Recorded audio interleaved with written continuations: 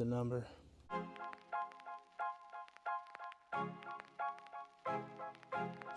A flanged end and a straight edge. Flange, it goes in the outside. I put a little dab of grease on it, but they say you don't have to. Now I'm gonna hit it in with the socket.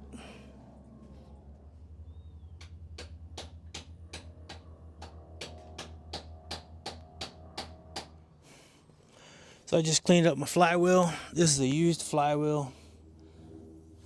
I put one of these Amazon Brillo pads, whatever, on there and just buffed this all out. Got a nice brake cleaned it. It didn't come with any bolts for this because it was an automatic, so I had to go to my local hardware shop and then find me some bolts. These are 7/16 by 20 by 1 inch. They didn't have the correct clutch bolts. They're supposed to be like a head on there or something like that. But this is what we got. It's what we're gonna use. Gonna put some Loctite on there, 5/8 wrench, and torque it down to, I think it's 50 to 65 foot-pounds. And sent the whole kit, so you should be good, except for that. Alrighty then.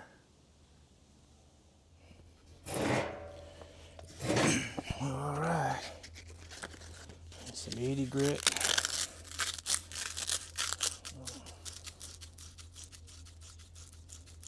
Try to make it fit.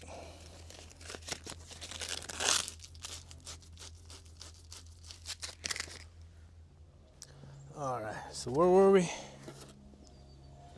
Okay, so I got this thing sanded down.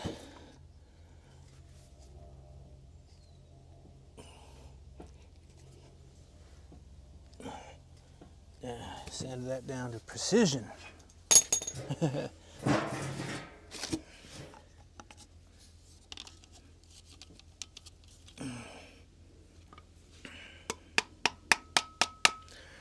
Precision. All right, we got our plate here. And again, it didn't come with bolts, so I had to buy 3/8. What are they? 3/8 by 16 by 1 inch bolts for this.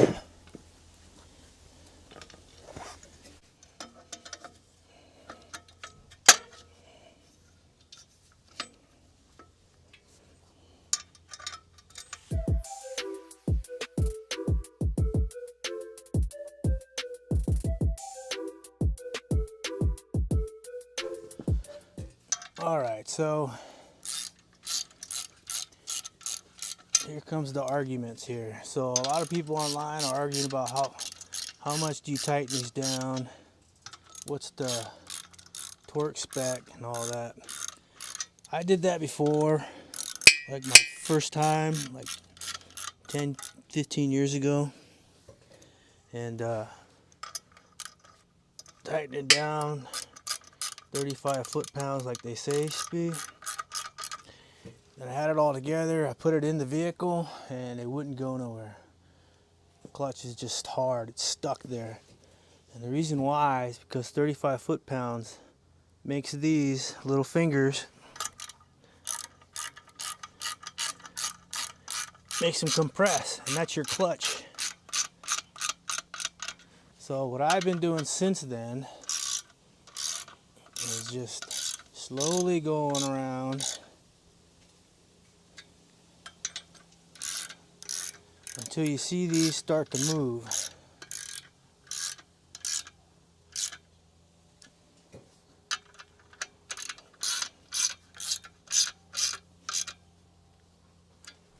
You see them moving. You don't want them to move too much. You want your bolts seated and your washer flattened. I'm torquing it down probably like to 20 or something like that. Maybe 25.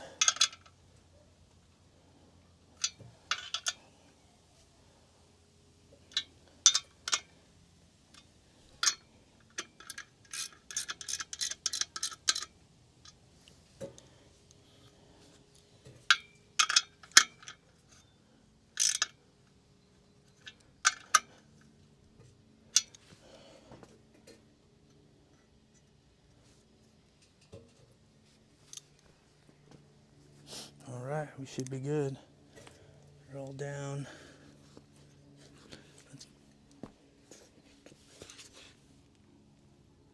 Should be good to go. All right, what's up, everybody? We're back out here the next weekend, and we're gonna start messing around with this.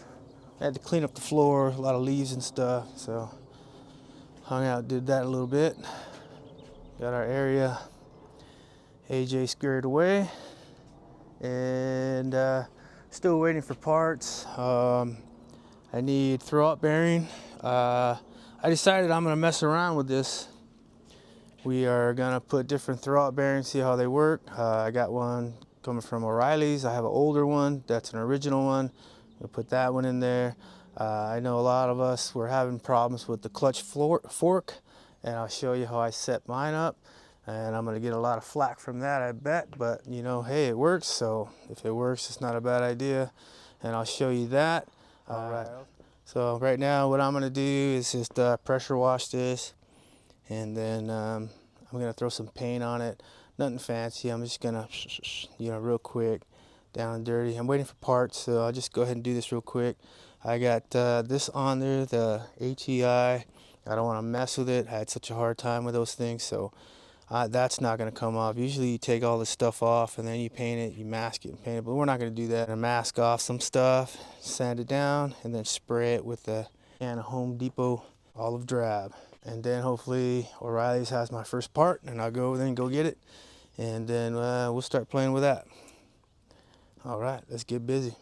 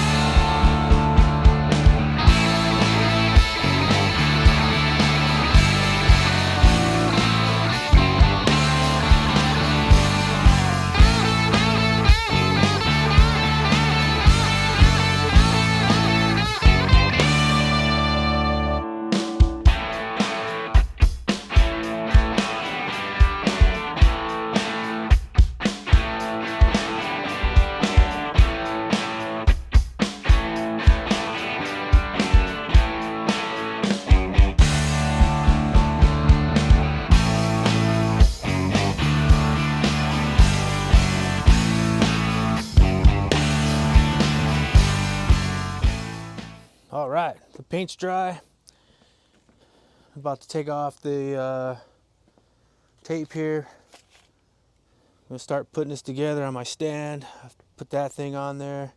Need to hook that up. Check out this Sanderson header.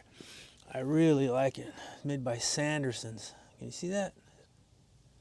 Street rod header. Man, that thing dumps perfectly down to the bottom. I thought it was going to go below the oil pan, but it is not below the oil pan. Yeah, you just dump a 90 right there, right to the back.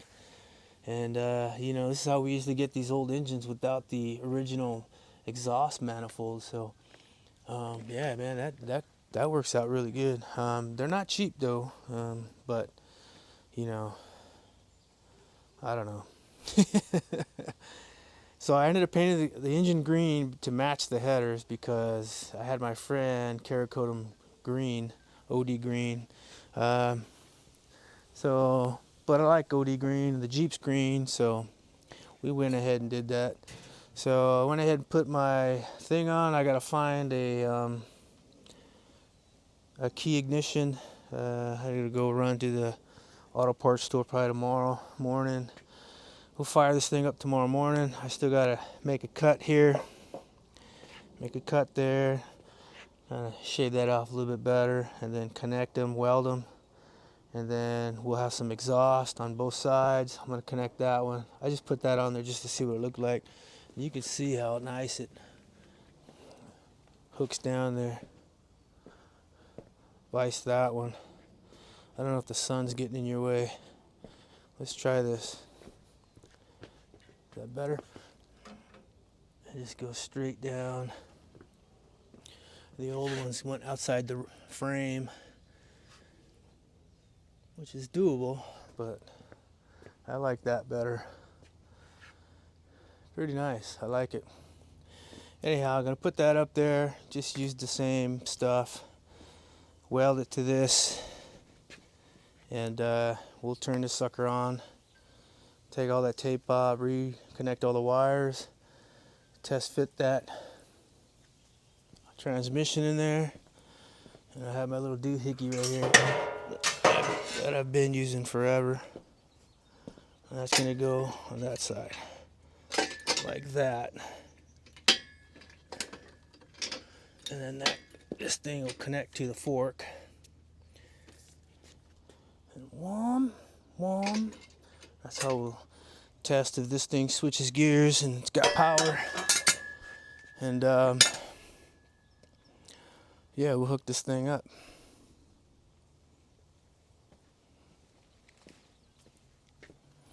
Transmission looks a little ugly, but I know it runs. It was behind a V8 before. Sold the engine, still kept that around just for this guy. So that's a good runner, and we're gonna put it in there. Still waiting on parts, hydraulic clutches, and a couple throwout bearings that we're gonna switch out and mess around with. So yeah, hopefully it comes tonight. It's supposed to be here yesterday, so hopefully it comes tonight, and then tomorrow we'll be on the ball with all this. Let's get busy.